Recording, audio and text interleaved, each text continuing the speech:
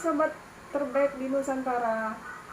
Perkenalkan, saya dari Rumah Sakit Umum Daerah Kabupaten Kepulauan Meranti akan memberitahukan informasi etika dan sikap ketika bersin atau batuk.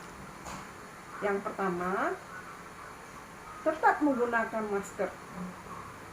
Yang kedua, ketika tidak menggunakan masker, tutup hidung dan mulut dengan lengan atas bagian dalam, seperti ini. Yang ketiga, tutup mulut dan hidung dengan tisu. Keempat, segera membuang tisu ke tempat sampah. Dan kelima, cuci tangan dengan sabun dan air mengalir.